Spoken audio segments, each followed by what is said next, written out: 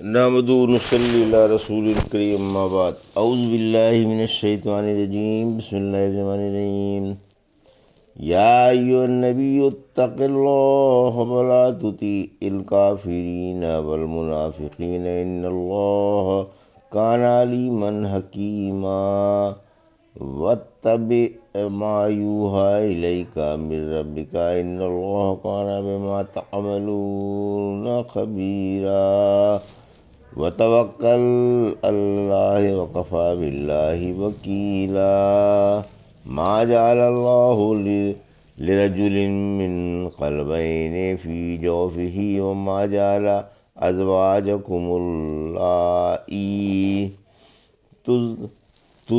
تظاہرون منہن امہاتکم وما جعل ادعیاءکم ابناءکم ذالکم قولکم بافواہکم واللہ یقول الحق وہو یہدی السبیل ادعوہم لآبائہم هو اقسط عند اللہ فإن لم تعلموا آباءہم فإخوانكم في الدين ومواليكم وليس عليكم جناح فيما أخطأتم به ولكن ما تعمدت قلوبكم وكان الله غفورا رحيما۔ ابھی آپ نے سورہ احزاب کی آیت 1 سے 5 کی تلاوت سماعت فرمائی۔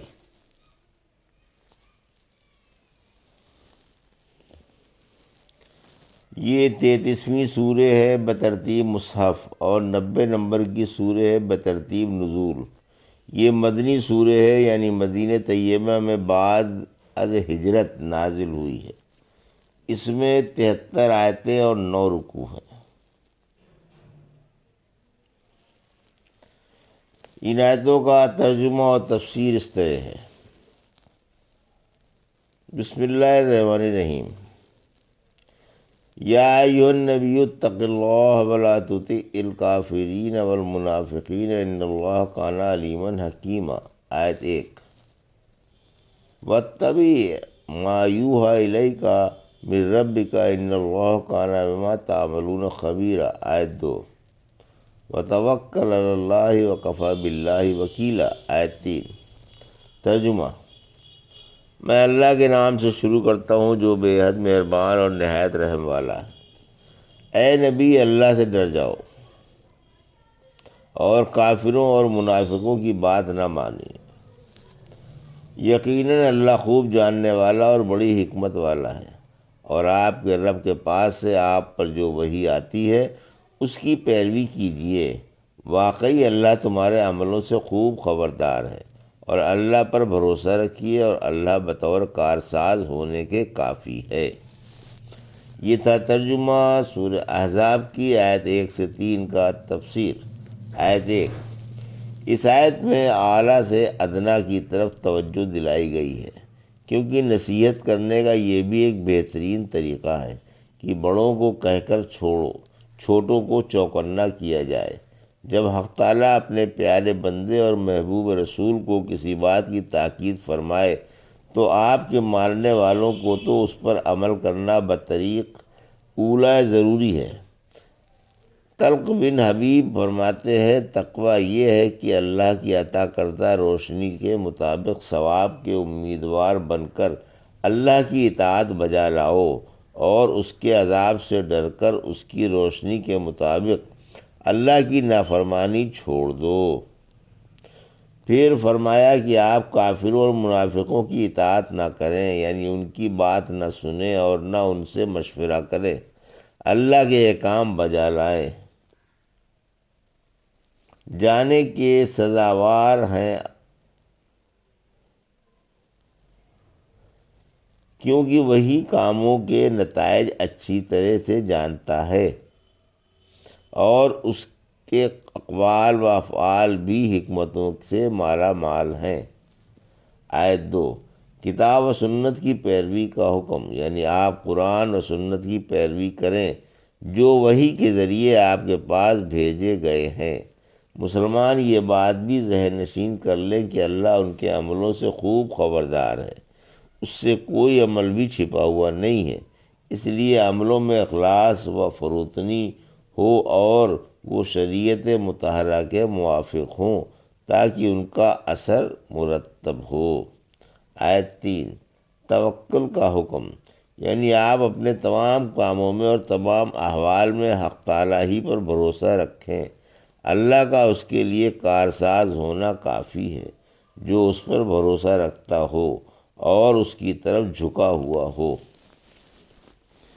ما جعل اللہ لرجل من قلبین فی جوفہ وما جعل ازواجکم اللائی تظاہرون منہن امہاتکم وما جعل ادعیاءکم ابناءکم ذالکم قولکم بافواہکم واللہ یقول الحق وہو یہدی السبیل۔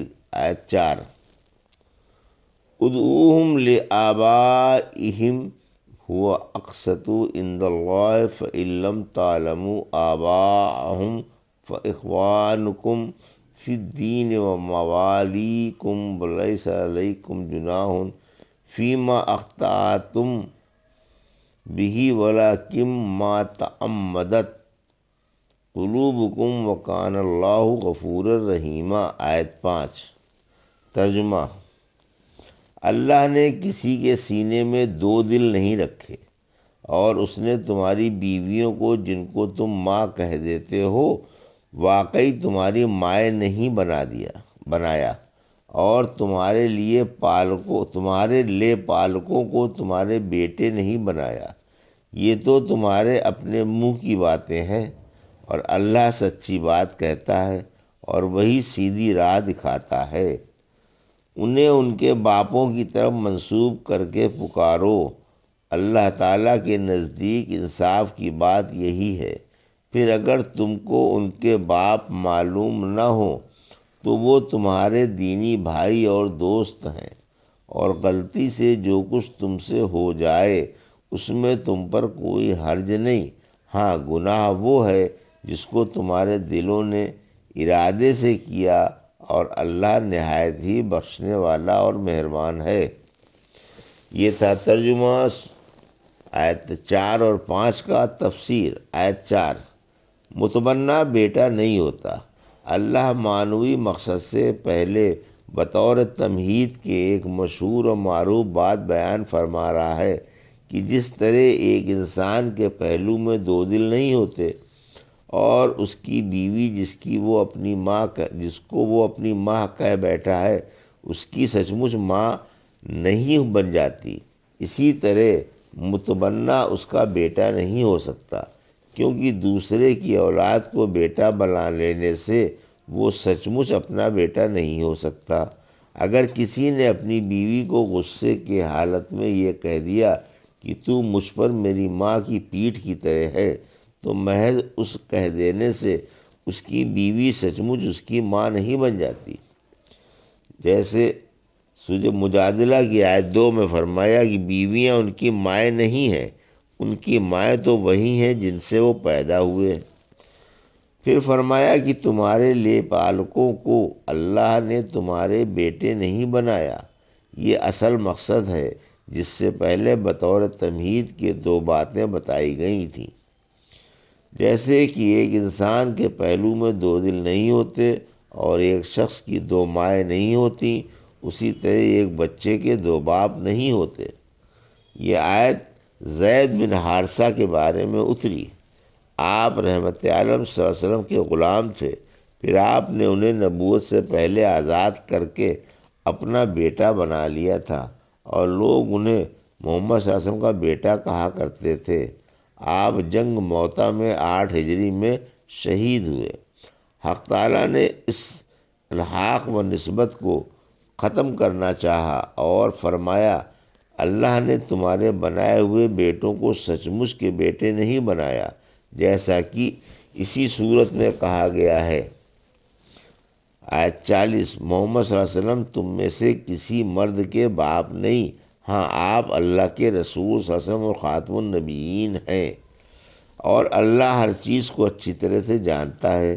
یہاں فرمایا کہ یہ تو تمہارے اپنے منہ کی باتیں ہیں، خالی کسی کو یہ کہہ دینے سے کہ تو میرا بیٹا ہے وہ تمہارا حقیقی بیٹا نہیں ہو سکتا، کیونکہ وہ دوسرے کی اولاد ہے، اور ایک بچے کے دو باپ نہیں ہوتے، جیسے ایک انسان کے دو دل نہیں ہوتے۔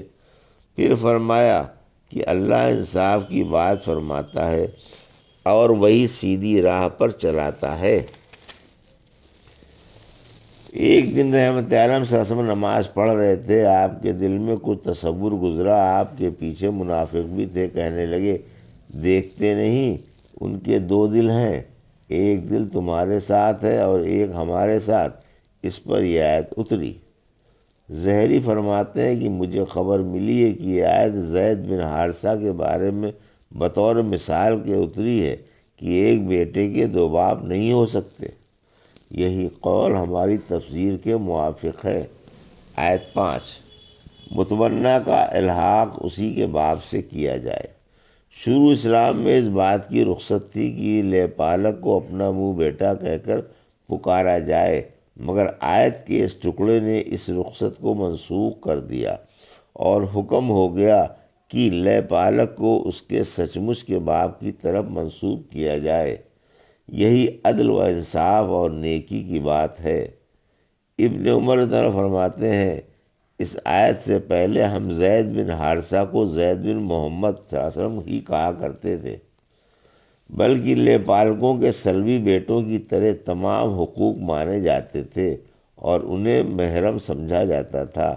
چنانچہ ابو حذیفہ کی اہلیہ سہیلتہ رضی اللہ بنت سہیل نے رحمت عالم صلی اللہ علیہ وسلم کی خدمت میں آ کر کہا کہ ہم نے سالم رضی اللہ عنہ کو بیٹا بنا لیا ہے، اور لے پالکوں کے بارے میں قرآن کی آیت اتر آئی ہے، سالم میرے پاس آتے جاتے ہیں اور ان کے آنے سے ابو حذیفہ برا مانتے ہیں۔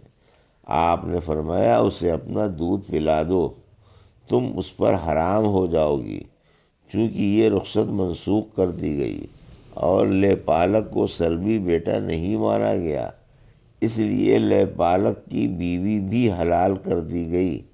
چنانچہ اللہ کے رسول صلی اللہ علیہ وسلم نے زینب بنت حج سے جو زید بن حارثہ کی بیوی رہ چکی تھیں اور آپ نے انہیں طلاق دے دی تھی، نکاح کر لیا، جیسا کہ اسی سورے میں ہے۔ آیت 37، تاکہ ایمان والوں پر ان کے لے پالکوں کی بیویوں میں کوئی حرج نہ ہو جب وہ ان سے اپنی حاجت پوری کر چکے ہوں، مگر حقیقی بہو حرام ہے۔ سورہ نساء کی آیت 23 میں فرمایا تمہارے حقیقی بیٹوں کی بیویاں تم پر حرام ہیں۔ معلوم ہوا کہ لے پالکوں کی بیویاں حلال ہیں کیونکہ وہ حقیقی بیٹے نہیں ہوتے، اور رضائی بیٹا شرع میں سلبی بیٹے کے قائم مقام ہے، کیونکہ حدیث میں ہے کہ رضاعت کے وہ تمام رشتے حرام ہیں جو نسب سے حرام ہیں۔ دوسروں کی اولاد کو محبت و پیار سے بیٹا کہہ دینا اس آیت کی روح سے حرام نہیں ہے، اس لیے کہ ابن عباس فرماتے ہیں کہ ہم بنی عبد المطلب کے بچے مزدلفہ سے رحمت عالم صلی اللہ علیہ وسلم سے پہلے منی آ گئے، آپ ہماری رانوں کو تھپک کر فرمانے لگے بیٹا سورج نکلنے سے پہلے رمی جمار نہ کرو۔ یہ واقعہ حجۃ الوداع 10 ہجری کا ہے اور اس کی ولادت ظاہر ہے۔ انس کو بھی رحمت عالم صلی اللہ علیہ وسلم نے بیٹا کہہ کر پکارا ہے۔ پھر فرمایا کہ اگر تم ان کے باپ معلوم نہ ہو تو پھر وہ تمہارے دینی بھائی اور دوست ہیں، یعنی لے پالکوں کو ان کے باپوں کی طرف منسوب کرو اگر تم کو ان کے باپ معلوم ہو، ورنہ پھر وہ تمہارے دینی بھائی اور دوست ہیں۔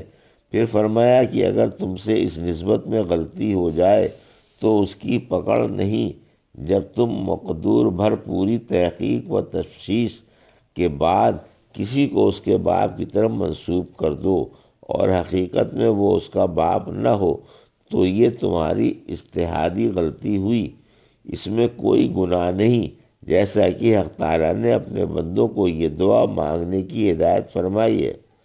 سورہ بقرہ کی آیت 286 میں، اے ہمارے رب، اگر ہم بھول جائیں یا ہم سے غلطی ہو جائے تو ہماری پکڑ نہ فرما۔ رحمت عالم صلی اللہ علیہ وسلم نے فرمایا، حق تعالیٰ نے فرمایا مجھے منظور ہے۔ پھر فرمایا گناہ اس پر ہوتا ہے جو جان بوجھ کر غلط قدم اٹھاتا ہے۔ سورہ مائدہ کی آیت 89 میں فرمایا حق تعالیٰ تمہاری لغو قسموں پر تمہاری پکڑ نہیں فرمائے گا، ہاں ان قسموں پر ضرور پکڑ لے گا جو تم نے دل سے کھائی ہوں گی۔ یہ تھا سورہ احزاب کی آیت 1 سے 5 کا ترجمہ اور تفسیر جو بھی آپ نے سماعت فرمائی۔ بارک اللہ لی و لکم فی القرآن الحکیم و نفعنی وایاکم بآیات الذکر الحکیم۔